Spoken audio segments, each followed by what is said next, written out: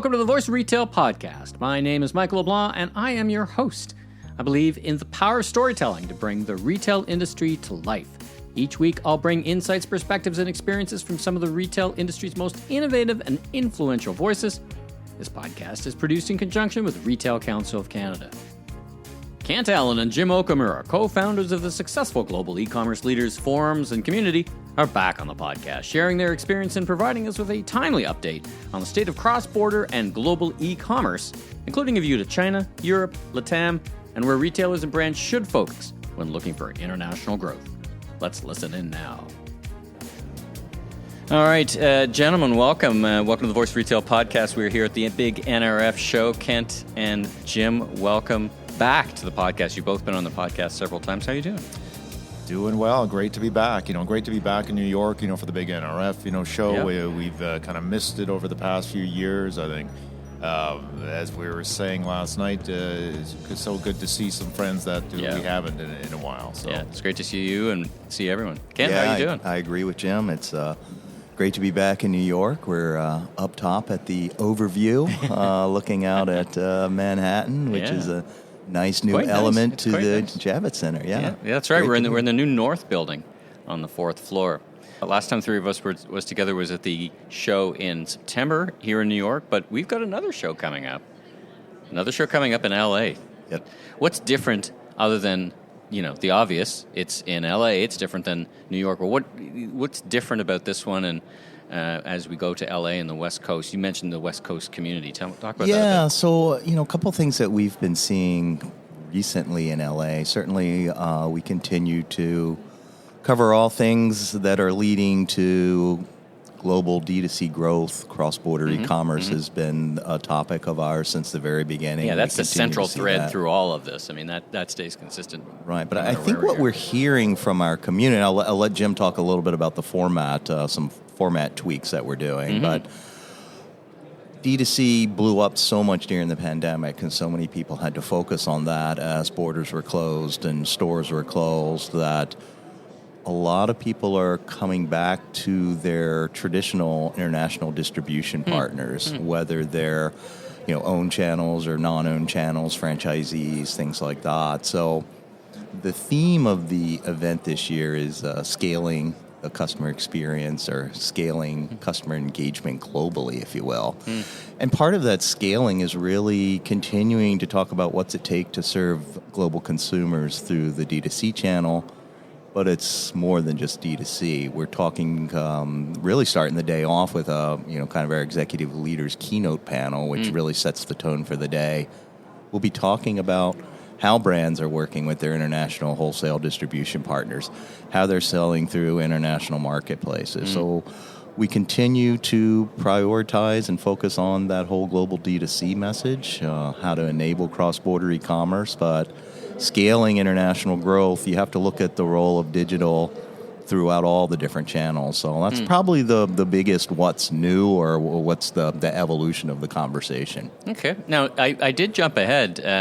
For those listeners who may not have heard our prior podcast, talk a little bit about yourself. Like, what's your background, and what do you do other than, how did you develop your expertise as in this global e-commerce cross-border stuff, and what's your background? Yeah, it's been interesting. We've really been, Jim, we've been following this international space since 2007, 2008. Really kind of came out of actually some stuff that we were doing with our other co-founder, Scott Silverman, when he was back running shop.org. There was an executive symposium, and that was really back when the stores and online were still trying to, play well together. And one of the threads that came out of that symposium was, what about global? What about the World Wide Web? Shouldn't we be planning to... The worldwide part of that sentence, right? The WW. So, we were like, okay, well, yeah, we should look at this. And, I think we published that first benchmark study back, 2007? Looking primarily at Amazon and eBay. They were really the big players in international at the time. And so, as an industry analyst, I've been continuing to follow the space. A lot of my time now is dedicated to the Gulf community, whether it's going around the country having small dinners and some smaller format events, or, LA is typically in February if, we don't run into pandemics and things like that. Yeah. And our LA event, New York event has always been late September. This year it's October 12th, so we'll be back in New York then. So yeah, it's been so really we've already nice. got the we got the date for that October 12th. one. And so, what we like to say at Guelph is that the conversation starts on stage and extends throughout the day. And Jim, maybe talk a little bit about what we've been hearing from some of our community members about peer discussions and things like that. And about yourself first. So Jim, you would be a very familiar voice to listeners of the Voice of Retail. Who are you? What do you do? We've go back so far last night, even as we were talking to some people. How many years have we known each other? Again, it's been a pleasure for us to kind of really build this global e-commerce community over the years, and even picking up a little bit on some of the threads. Kent was referring to the distribution, channels, a global opportunity. I think really is something that we're hearing from a lot of the, the bigger brands that have, I think, changed their international strategies over the years. That's kind of what I find interesting right now is where the bigger brands are kind of taking a look at, how they've either partnered, with licensees or franchisees in certain markets. What is that role of the digital channels, and what's the business model that underlies it? Should we be kind of serving international or overseas consumers through inventory that might be based in our home market, for example? Yeah, is it easier to move it from here to there or there to there, so to speak, base it there? Now, the other thing you should probably chat about is what you do in addition to Guelph. You're with a fantastic retail consulting agency. Yeah, I'm a partner at McMillan Doolittle, a long-time, retail strategy consulting firm, and we've had lots of interesting opportunities, recently to kind of take a digital-first approach to new store concept, development work. Certainly, we've been doing a lot on the customer experience, side. So that's where my worlds start to kind of, converge a lot, because that's such a common theme, within Guelph as well, and especially when we are talking kind of an international customer experience that has so many localization, elements, and I think. That's something we'll always kind of continue to do. But fantastic. The consulting side certainly, kind of feel works really well together. In terms of where we see things, trends happening around the world, and how do they apply. I mean, that I think was one of the most popular sessions we had in our last New York event. Was just talking about the Deborah Weinswig from Coresight Research was leading a session talking of we just saw Deborah here actually. It's small. It's a big city. It's a big industry, but it's a small community. Small world in some ways, right? Yeah. But the just her talking of innovation coming out of Asia Pacific in general, and what's working and what's not, and then just leading into some of the live streaming commerce that has certainly gotten a lot of attention lately. Although I think that's where jury's still out, right? On some innovation like that. Is it going to stick or not? From a consumer perspective, and which brands will win it. And now, Kent, I want to kind of ask you. There's been a lot of changes happening in Asia, and I guess the biggest change, of course, is a move away from the zero COVID idea. That it opens up a lot of very, very interesting things. Travel, just a different perspective. Any early perspective from what you're hearing about?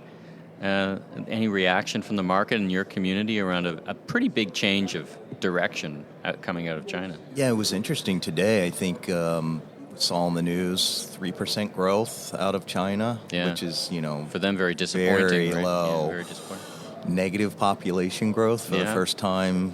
Yeah. I won't say ever, obviously, but I think their planning succeeded too well. It's hard to get people to go back. Yeah, so the zero COVID lockdown was not good in many ways. That being said, there's always interest at the Guelph events in China, Japan, South Korea, Greater China.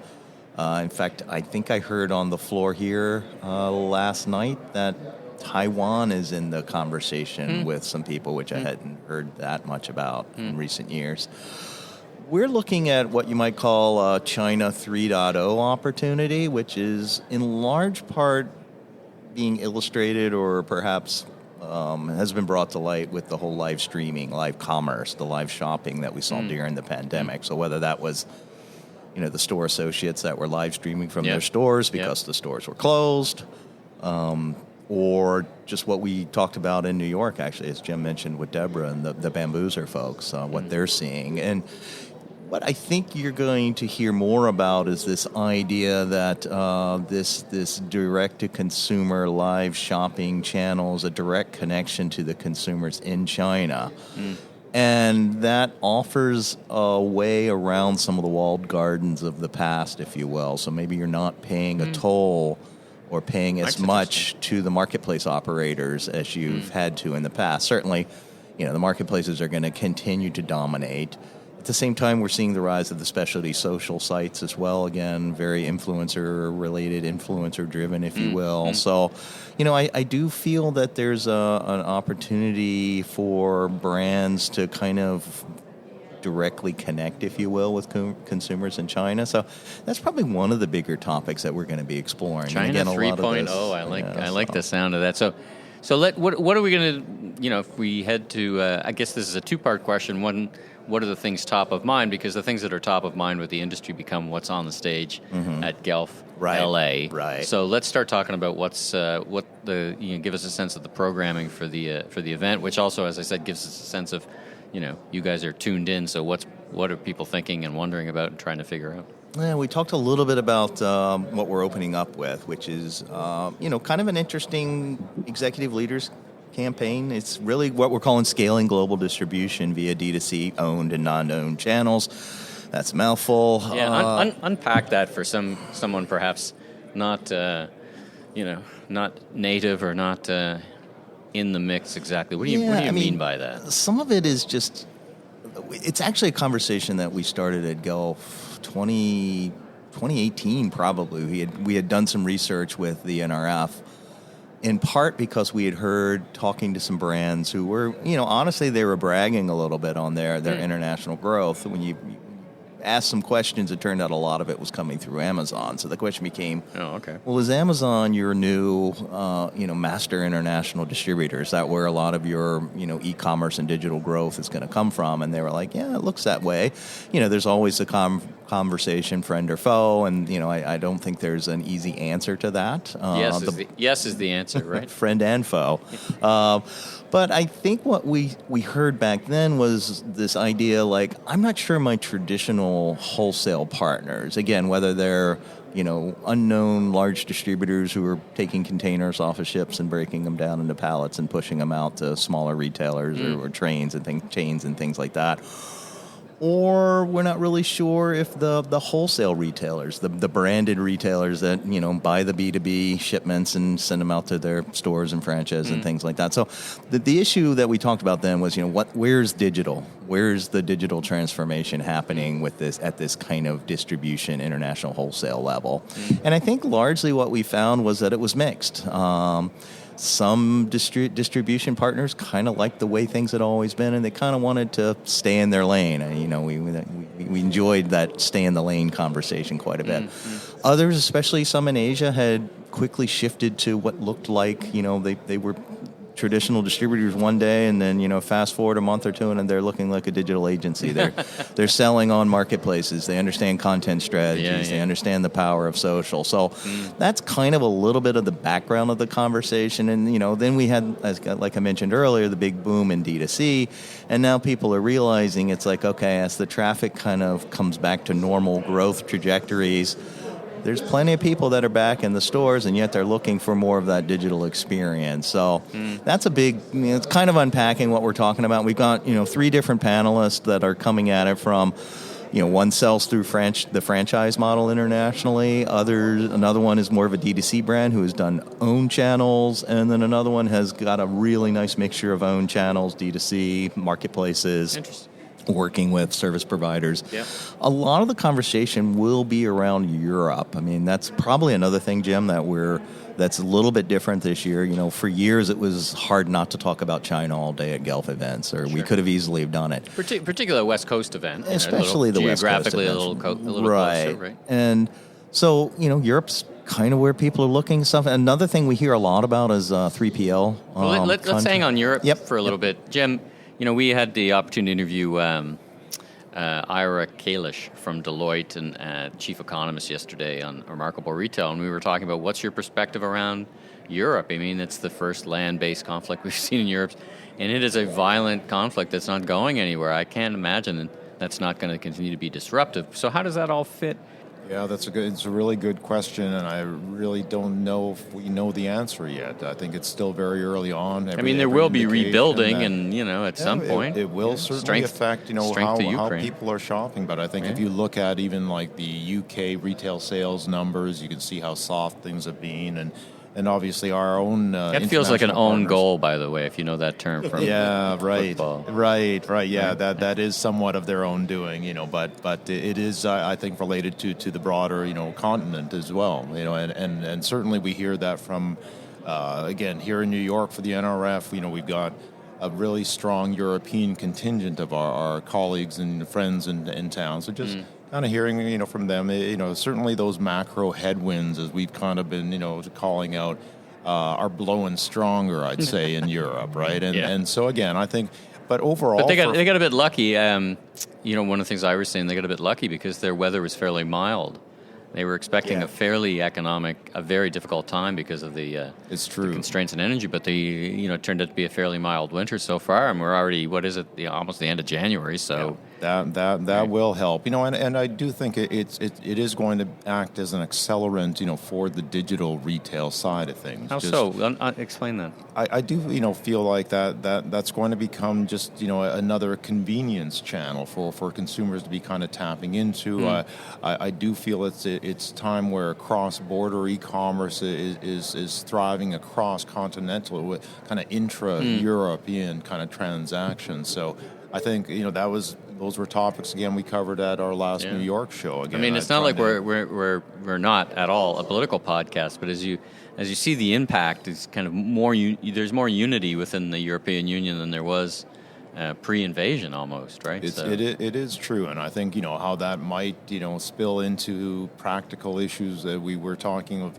How do you stage inventory closer to where that end consumer is? And that taps into the same, distribution channels. And we heard some of that in September on the podcast. That's right. So, I think some of those were good signs, it seemed like. Again, it's really where we hope we get to a stage, where brands and retailers who are have global aspirations, let's say, again, do take a look at, all their different channels, whether they're digital channels or whether they're really traditional offline channels, and how's that, kind of balanced portfolio of those channels kind of going forward. So those are, the areas that, we have lots to kind of play with, in terms of Gulf programming, because I think it's no longer just about D2C e-commerce, right? There's so many other of these kind of middlemen, and we cannot, forget, for many brands and retailers, they've got, decades-long relationships, with kind of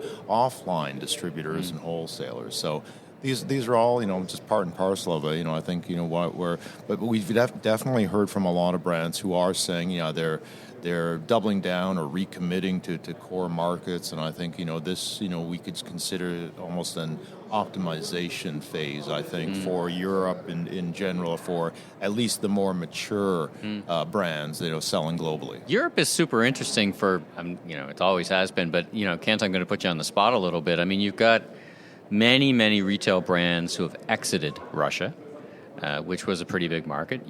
We know from past Cold War experience, product still gets into Russia, but leaving that aside, there's a lot of people who have a little less volume in that part of the world. They're going to look. Is that where the growth is going to come in? Into Europe? Or are people thinking, I used to sell into Russia and now I'm not, and maybe some stuff's trickling in, but how do I make up for that growth? Yeah, I think it was interesting. It was a side comment at New York that, we paused and we're like, where's the Russia money purchasing product? You're seeing it in the Middle East. You're seeing it, a lot of the wealthier segments of Russia are, they're not in Russia. They're purchasing stuff when they're, on travel, if you will. But for the average consumer, But for the average consumer there, it's there's not as much cross-border going on, but, there's always been strong trade routes from China. So, what you might see as part of the China e-commerce recovery could be product going into Russia to the, Right. The common man and woman, if you will.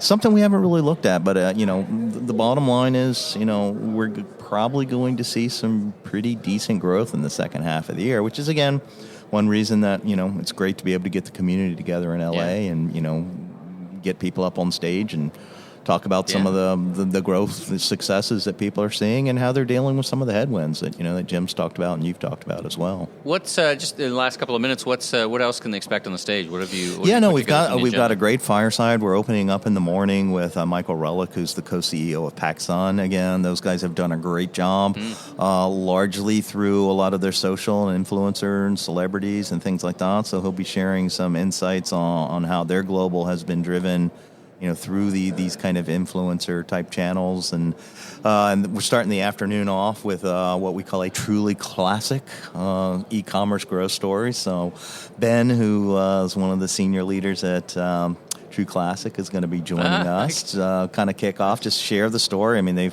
that's denim, right? Is it? It's T-shirts, and they've grown, beyond T-shirts, and it's just really a great brand and a great story. Have really largely bootstrapped their growth and have done a tremendous job. So I won't give away the... Sorry, listeners, this isn't about the show. You're going to have to tune in to the Global E-commerce Leaders podcast to hear the voice of some of that. And, by the way, importantly, go. Because it is, remind us of that date. We're not done yet, but remind us of that date again. It's coming up quick, It's February 22nd, so it's Wednesday. It's all day. We'll start off with breakfast, and this year we're going to start with the peer discussion groups that Jim was talking about. And we go into that main session, then we talk about the truly classic session. And that'll open up the afternoon, So we've got a full day of content and conversation, so we're really looking forward to folks coming. Retailers and brands can go to globalecommerceleadersforum.com and click on the February event, and we make it as easy for brands and retailers to come. So how do you make it easy? So what does it cost to attend your event? Well, that would be the easy $0. $0. Yeah. So I can't thank our sponsors enough. They're the ones that really allow us to kind of lower all these barriers to entry, if you will, for the retailers. And by the way, brands. I guess we should also say, if anyone's listening on the vendor side, you can't just buy a ticket to come to these events. You need to participate, right? Yes, we are kind of a retailer-only, sponsor-only model, so we look after our sponsors. And that's the good news, right? So the other side of that, the very important other side of that coin is, if you are a sponsor, there's not a bunch of other people who have bought in for a few $100s. Right. It's a nice ratio. I've always found it's a nice ratio of sponsors and retailers, and the sponsors are really focused, right? They're there because they're there to talk cross-border. Right? Well, they're there. I mean, the expertise is deep in the solutions provided. Yeah. I mean, a lot of these sponsors that have supported us over the years have, they've been doing this as long as anybody. And, they've got retailers and brands that have joined their organization. So it's a really good community. And, we can't do it without our sponsors. And, of course, we can't do it without our retail and brand members as well. So, it really takes a village, I guess, to grow the e-commerce sales. Book your flights now. Jim, last words to you. Any Canadian content, any CanCon that we're thinking of? I mean, on the West Coast, lots of traffic going back and forth. There was some CanCon on the stage from the Friends of Canada Post were in New York, but any ideas about what you're talking about from that perspective in LA? Yeah, again, as always, one of the most popular sessions will always be on the Canadian market. If you take a look at most of the Guelph community, which is largely comprised of U.S.-based brands and retailers, easily Canada is the biggest international market, when it comes to their total e-commerce, international e-commerce. So it's always of interest, I think, to our community. What's the latest with Canadian e-commerce? And as we've talked about before, certainly just the rise of e-commerce in Canada has certainly been very notable. So certainly it's a topic that we're always trying to delve into. Where's the Canadian consumer, the shopper, in terms of their appetite for cross-border? Right now, obviously, there's a foreign exchange kind of gap that makes it a little more challenging. We've seen that historically over the years. Certainly has an impact on that demand, level. On the other side, love to get your thoughts on this. One of the thing that's making a lot of the news as we think about the implications of this is we've had almost 3 years of record immigration. So we've added in the past 2 years almost 1 million new Canadians. And, some of those Canadians, most are coming in and are looking for new brands, looking for new businesses, looking to understand themselves, the market. I mean, there's some percentage of those who are, refugees from the Ukraine who are just looking to get their lives back on their feet. But there's many others who are starting again and bringing already economic, they're bringing infusing Canada with new ideas. Long way of saying that there's like we're not a big country, right? There are 30 million people. There's now another million people who know nothing and have, importantly, no brand affiliations. It feels like we should be talking about that somewhere, some way, somehow, a lot more. I think that's always a really good point to hammer home, with the companies that may not be familiar with the Canadian population as a whole, how it is changing, how the different composition, really has been evolving. But I'd also want to bring up even a different angle where I think for Canadian brands that are internationally ambitious, let's say, are also, I think, should be kind of on the looking at where is their international selling opportunity. Sure. That's work we've done, with Industry Canada. Kent and I have, kind of helped in how can Canadian brands, really be targeting like international consumers. Yeah. And just really understanding what's our opportunity there, almost knowing, kind of that, they're capped by the size of, the Canadian market as a whole. Yeah. So Canada. Well, so there'll be a bit of Canada conference, and Kent, I know you always look forward to that. Well, listen, gentlemen, Jim, Kent, thanks so much for joining me on the Voice of Retail podcast. Great to see you both. We're here in New York. We're here at the NRF show. Safe travels back home, Chicago, San Francisco, me to Toronto, I guess, and we'll be seeing you very, very shortly. On February 22nd in West Hollywood. Thanks, Michael. Really appreciate it. All right. Thanks, Michael. Thanks for tuning into this episode of The Voice of Retail. If you haven't already, be sure and follow on your favorite podcast platform so new episodes will land automatically each week. And check out my other retail industry media properties, the Remarkable Retail Podcast with Steve Dennis, the Food Professor Podcast with Dr. Sylvain Charlebois, and the Global eCommerce Leaders Podcast.